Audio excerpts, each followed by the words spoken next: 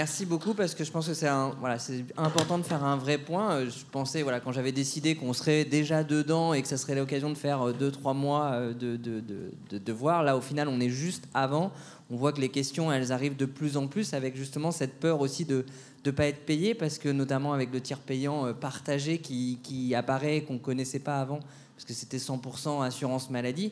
Est-ce que ça, on va avoir, et ça fait partie, je crois, des plusieurs questions, être sûr d'être payé, est-ce qu'il y a des garanties derrière, ou notamment, je pense notamment aux cabinets qui font quasiment de l'odontologie pédiatrique exclusive, pour qui c'est quasiment maintenant 100% de leur rémunération au final. Oui, alors vous allez contractualiser avec un interlocuteur unique qui s'appelle l'Inter-AMC, qui regroupe en fait toutes les complémentaires.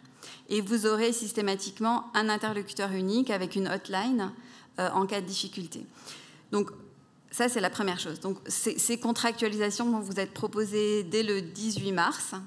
Vous allez aller, il y a tout un tuto qui est extrêmement simple à suivre. Vous allez pouvoir contractualiser, tout se fait en ligne.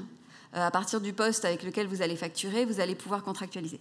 La deuxième chose, c'est que dans le cadre de l'EBD et des soins consécutifs, toutes les complémentaires se sont engagées à la solvabilité. C'est-à-dire que le patient ait changé d'organisme entre-temps, vous aurez une garantie de paiement de l'EBD et des soins consécutifs dans les 6 mois. Vous savez que, alors il y a un petit jargon, mais je vous le précise, l'EBD, les soins complémentaires, c'est les soins qui sont réalisés dans la séance de l'EBD, les soins consécutifs, c'est ceux qui sont réalisés dans les 6 mois après l'EBD. Donc il y a une garantie de paiement de l'Inter-AMC et c'est prévu dans le contrat que vous allez signer avec eux. Et donc, d'ailleurs, sur ce contrat, avant, quand on était sur le BD, on pouvait faire un soin que s'il n'y avait pas d'autres soins possibles. Là, c'est toujours la même chose entre soins consécutifs, complémentaires, où, par exemple, on peut faire le BD, le détartrage et avoir quand même des soins consécutifs. Je pense notamment, par exemple, si le patient il a déjà été voir un autre praticien avant. Par exemple, il a fait son EBD avec un autre praticien et il vient voir un autre praticien. Alors, par la suite. Il y a 2 questions, Romain. Là. Voilà, un peu des deux, c'est vrai. Il y a 2 questions. Alors, la première, c'est est-ce qu'on peut commencer les soins dans la séance de l'EBD? Oui, vous pouvez faire un acte, vous pouvez faire de façon dérogatoire 2 actes si c'est un détartrage et une pose de vernis fluoré. Maintenant, je le redis, la philosophie, c'est de pouvoir échanger avec l'enfant. Vous savez que l'enfant, il n'est pas attentif très longtemps. Hein. Ceux qui ont l'habitude de prendre des enfants, vous savez très bien que la période d'attention, elle est très réduite. Donc, il faut aussi vraiment s'assurer qu'on utilise bien ce temps. Donc, il n'y a rien qui vous interdit de commencer un soin et ensuite de programmer la suite. Ensuite, la deuxième question, Romain, et ça, c'est important et c'est peut-être un point faible d'AMT dans tous les ans. L'EBD, enfin les soins consécutifs sont rattachés à l'EBD et sont praticiens indépendants. Donc si vous avez un patient qui va faire un EBD chez un praticien et qui va ensuite faire les soins chez un autre praticien, il sort du dispositif. C'est-à-dire que les soins qui seront réalisés chez l'autre praticien, il n'y aura pas le bénéfice de la prise en charge 100% à MOAMC avec l'absence d'avance de frais. Donc pas non plus l'obligation du tiers payant intégral. On ne peut pas retrouver le patient qui aura changé de praticien et donc c'est vraiment chaîné. Alors, il y a une question qui était posée là. Pourquoi nous oblige-t-on à faire un EBD et à passer par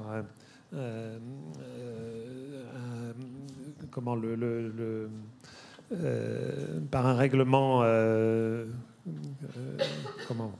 par tiers payant, voilà. Question du tiers payant, pardon. Excusez-moi. La question donc, est-ce qu'il y a une solution pour se faire régler directement par le patient dans le cadre de l'EBD? Alors, dans le cadre de l'EBD et des soins consécutifs, c'est législatif, hein, c'est pas conventionnel.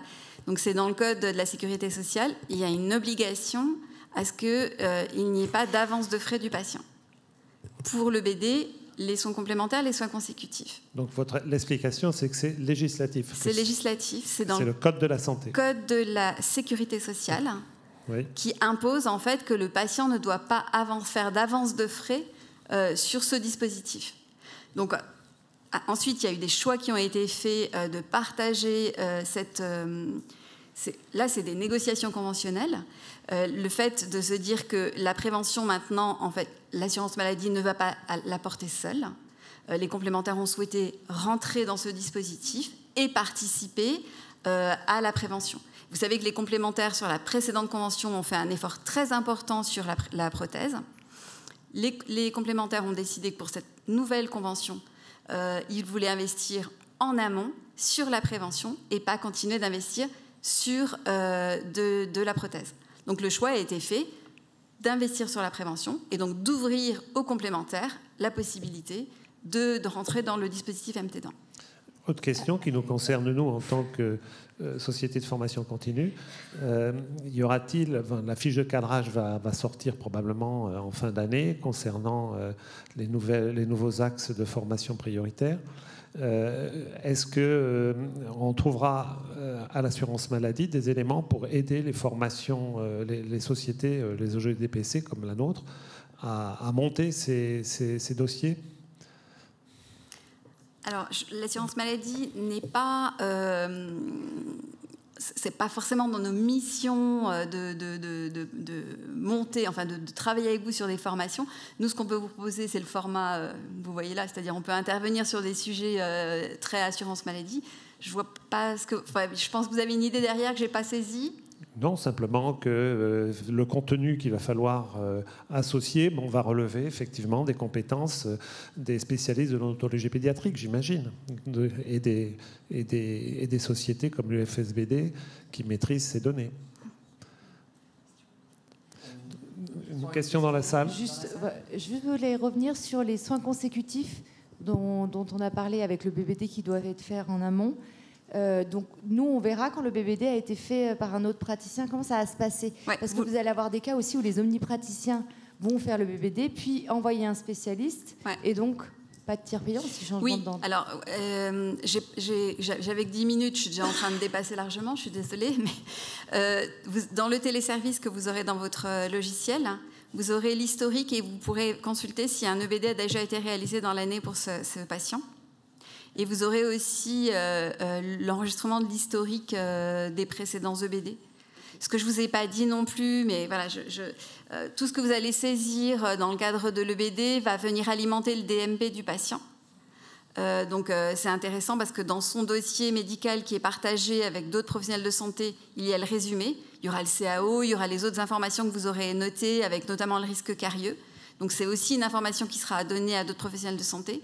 Et toutes les informations que vous saisissez seront aussi recueillies par l'assurance maladie, ce qui nous permettra d'avoir des données chaque année. Voilà. Oui, mais et vous, dans votre logiciel, vous avez l'info si oui ou non le patient a déjà réalisé dans l'année un EBD. Il faut couper là. Oui, mais je trouve que dans les cas où il y aura des très jeunes enfants avec beaucoup de soins qui seront adressés par les omnipraticiens vers des spécialistes, les patients vont y perdre, du coup, comme c'est associé aux dentistes et pas aux patients.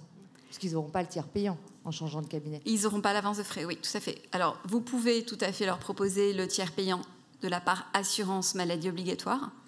Et donc, il ne reste à charge que la partie assurance maladie complémentaire. Mais je suis d'accord avec vous, je l'ai dit, je vous l'ai présenté comme un point faible. On ne peut pas identifier les soins quand ils ne sont pas rattachés à l'EBD et ces professionnels de santé dépendants.